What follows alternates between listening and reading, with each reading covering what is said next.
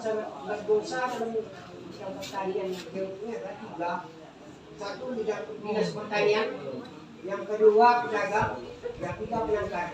Ini kalau bisa itu penangkar. Tapi bisa aja kan tidak ada bibit yang sehat kan tempelkan aja. Impor ke Medan, seluruh Medan itu bisa. Wah, kalau udah terserah pengganti cuma aja. Kemudian semuanya bisa kena. Jadi diduga aja Bang ya, diduga. Kalau misalnya sebelumnya tidak ada terserang penyakit, kita masih berkembang bagus jeruknya, tapi setelah kita bawa terjadi peningkatan penyakit, bisa jadi kita duga itu penyebabnya. Kan itu Pak, baru diduga kan Pak. Nah, bisa jadi itu penyebabnya. Jadi seperti yang saya bilang tadi Pak, bibit ini harus bibit sertifikat, harus benar-benar terjamin. Nah, itu yang kita harus hati-hati dalam bibit. Kalau misalnya bibit itu harus jelas asalnya dari mana. Sertifikasinya maksudnya itu bibitnya tidak mengandung penyakit. Apakah itu virus, apakah penyakit dari jamur, kotoran. Nah, itu yang ini penyakit dunia. Penyakit dunia. Yang dikasih itu yang dikasih label itu bukan yang sehat. Malah yang sakit-sakit dikasih label. Ya, jadi itu intinya Pak. Intinya itu. Kalau mata tempel sumbernya itu harus terjamin tidak ada penyakitnya Pak. Nah, itu kalau harus terjamin. Kalau sudah dari awal terkena, tidak hanya tanaman itu aja, dia tunggu ke lain itu pindah gitu Pak. Semuanya bisa kena semuanya, makanya harus hati-hati. Kemudian apakah suhu itu cocok? Coba kita Pak. Cocok, tidak ada pengaruhnya. Jadi nampaknya ini kena penyakit aja Pak. Penyakit aja. Dulu kita PPD, sekarang tertular lagi. Nah, kena penyakit aja. Kalau dia itu bagus dari dulu kan kita sumber jeruk uang ini terkenal dari dulu. Terkenal dari dulu. Tapi ini kena keserang penyakit aja, makanya petani pada beralih karena sama tanamannya pada kena kotoran, ya kan? Jadi nggak ada masalah sebetulnya.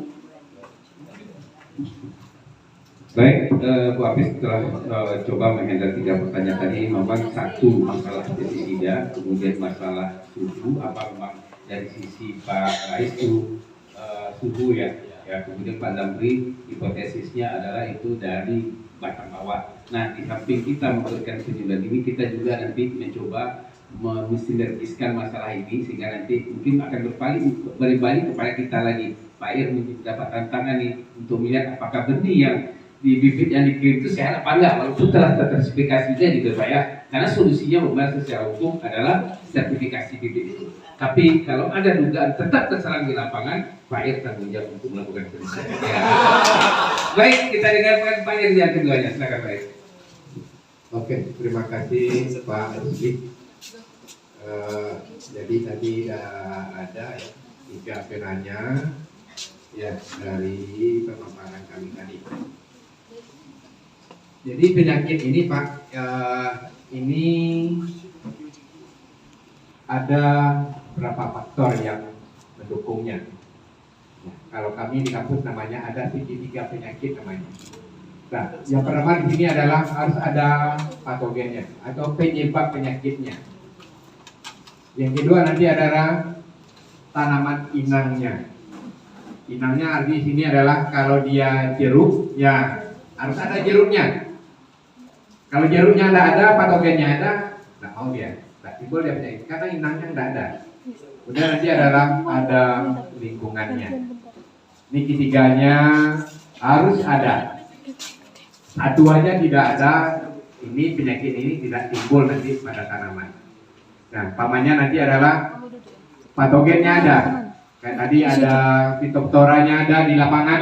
Kemudian nanti adalah tanaman inangnya ada, tanaman jeruknya ada.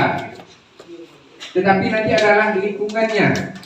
Lingkungannya tidak mendukung, nanti adalah mungkin cuaca panas, nah kering, nah suhu tinggi, kelembaban rendah, ini tidak mendukung nanti adalah untuk perkembangan dari patogen. Sehingga nanti adalah tidak menimbulkan, tidak timbul penyakit pada tanaman kita. Maka nanti adalah ini harus ada ketiganya. Nah, dalam benda penyakit ini, penyakit ini juga nanti pemindahannya ini banyak. Nah, banyak yang memindahkan. Yang pertama nanti adalah seperti tadi ya, daerah ini ya sekali setahun terkena banjir.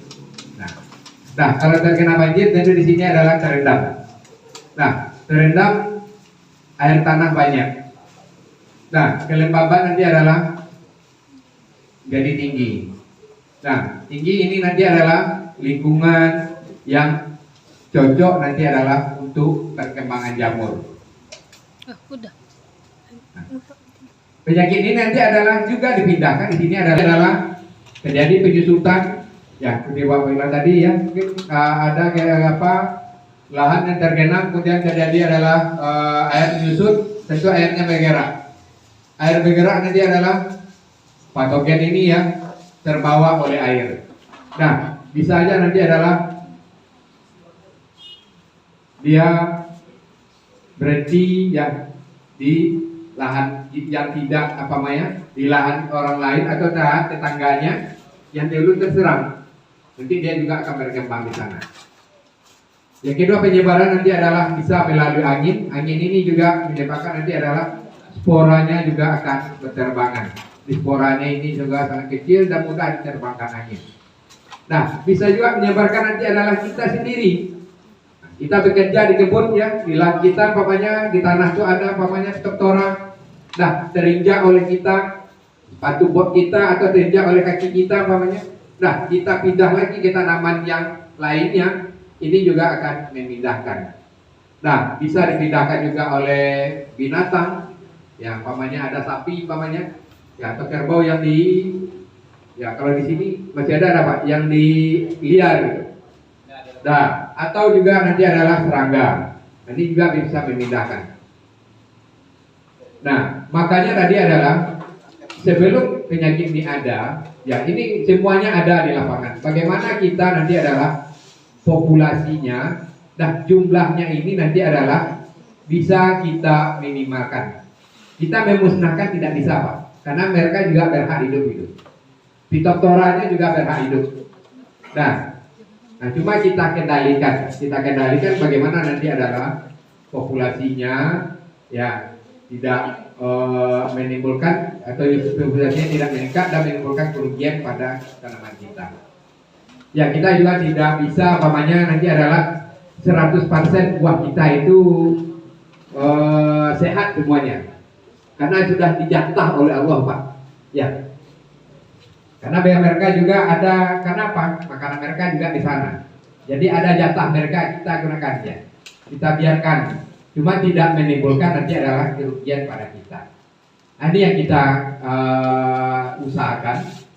Ya, kita usahakan di sini adalah bagaimana nanti adalah ya seperti Bapak sudah mengembangkan ya. Alhamdulillah sudah Bapak ini sudah ada pelatihan, Bapak sudah mengadakan juga melatih pelatihan ya beberapa di Malang ini juga sangat berguna ya. Ya, bisa dikembangkan di sini. Nah, bagaimana ini kita apakan? Bagaimana populasi dari Trichoderma ini tetap di sini adalah banyak di lapangan. Itu di sini adalah harus continue kita berikan. Nah, kita berikan di sini adalah jangan Trichodermanya saja. Tentu kita iringi juga dengan, karena dia kan perlu makanan juga. Nah, apa makanan tanpa menggunakan bahan organik? Tentu di sini adalah mereka juga tidak banyak akan tumbuh. Nah, mereka tidak tumbuh tentu tidak berkembang. Sehingga nanti apa? Tidak bisa bermanfaat, terlalu banyak manfaatnya nanti adalah bagi tanaman kita. Nah, jadi yang seperti yang bilang oleh Pak Samri ya, kalau dulu kan ya memang serbanya tidak menggunakan pupuk pabrikan. Orang menggunakan nenek moyang kita menggunakan di sini adalah pupuk alam, pupuk organik yang ada. Nah, ini juga tentu di sini adalah banyak di sini adalah pengendaliannya juga pengendalian secara hayati. Nah, tidak ada menggunakan pestisida orang waktu dulu. Nah, sekarang pengasapan ya. Kalau sekarang kan ini yang sudah tertinggalkan ya Pak, tertinggalkan oleh kita. Nah, barangkali inilah kita belajar karena dari masing-masing daerah itu juga.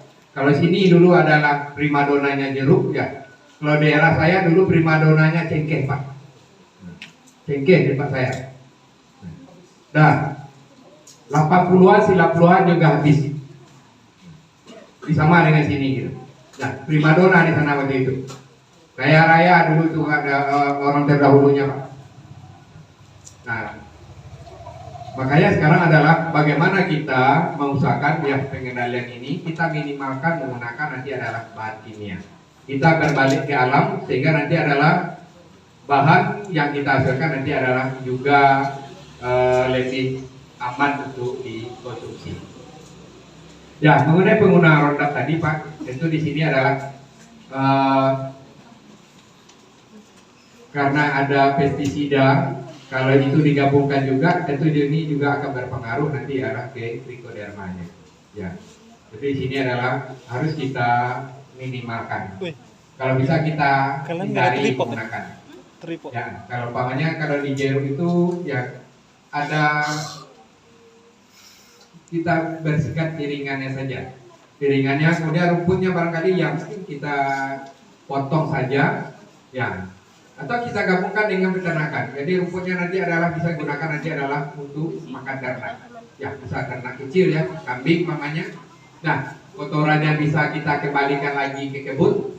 Nah, seperti Bapak tadi ya, kencingnya juga bisa dimanfaatkan. Nah, balik nanti adalah semuanya nanti adalah jadi penghasilannya nanti di jeruk ada, di peternakan juga ada penghasilan tambahan. Sama apa? Bagus ya. Nah, itu caranya Pak. Supaya nanti adalah menghindari nanti adalah penggunaan Roundup. Nah, inilah yang diapakan ya, yang di mungkin kelompok tadi bisa memulai kegiatan ini ya dengan anggotanya. Bagaimana untuk meminimalkan nanti adalah penggunaan ya pestisida sintetik ini. Barangkali itu saja Pak Rusli. Kemudian mengenai suhu, ya mungkin barangkali ada yang lebih untuk menjawabnya, berkompeten. Terima kasih Pak. Baik, terima kasih Pak Ir telah memberikan jawaban dari pertanyaan-pertanyaan tadi. Memang ada 3 aspek yang kita diskusikan. Yang pertama tadi bagaimana dengan pengolahan pestisida ya, karena pestisida ini akan memberikan suatu dampak terhadap musuh alami. Kemudian tentu kita harus ada menggunakan pestisida yang berhati-hati. Ya, salah satu tawaran itu keamanan adalah menggunakan sirutan tadi hyperadurkum, karena itu sudah banyak riset yang kita lakukan akan membantu. Nah, kemudian terkait dengan tadi Pak, betul sekali, karena hipotesisnya bisa aja bahwa tanaman itu terinfeksi, tapi dengan kondisi definisi segitiga penyakit tadi, walaupun benih itu sehat nyampe di sini, tapi kalau dia polen citri yang masih berada di sini, dia sebagai vektor hinggap, masalahnya bukan dari bibitnya lagi, tapi di dalam juga. Nah, inilah tugas kita bersama-sama, inilah suatu pengabdian, kita berkolaborasi. Ini tantangan Bu Apis, nanti dengan saya juga akan mencoba melihat bagaimana pengaruh diapotik ini terhadap infeksinya, terhadap penyakit tadi. Kemudian Pak Irfandi coba digali bagaimana apakah benar-benar benih yang bibit yang dari Medan itu terinfeksi atau terjadinya infeksi di dalam ini. Ini adalah tugas kita bersama-sama. Inilah kolaborasi yang kita inginkan. Kemudian mudah-mudahan jurusan juga bisa menindaklanjuti apa yang kita selalu melakukan secara rutin. Nah, alhamdulillah kami berbangga, bahagia sekali berhadapan dengan bapak-bapak yang sudah berpengalaman, yang sudah sebenarnya sini kita bukan kita sharing aja sebenarnya. Bisa dari bapak yang lebih dari tahu atau memang sedikit ilmu yang kita berikan, maka ilmu itu kalau kita berikan akan memberikan dampak gitu. Nah, mungkin salah satu yang harus kita jangan lupa yaitu adalah ketaatan, karena Allah juga menggambarkan suatu berita bagus, la in syakartum la azidanakum wa la in kafartum inna azabi lasyadid. Bersyukurlah kamu kan gitu. Insya Allah aku akan berikan. Apapun yang terjadi dengan musibah, kita bersyukur, insya Allah berikan yang lebih. Karena pernah ada sejarah di Tanah Arab, ada suatu daerah yang luar biasa di sana suburnya, yang semuanya kaya raya, kemudian tidak ada penerima zakat sana sehingga diberikan kepada daerah luar. Nah, mudah-mudahan Allah melimpahkan nikmat rahmat itu kepada kita dengan nikmat bersyukur tadi. Itu mungkin dari saya.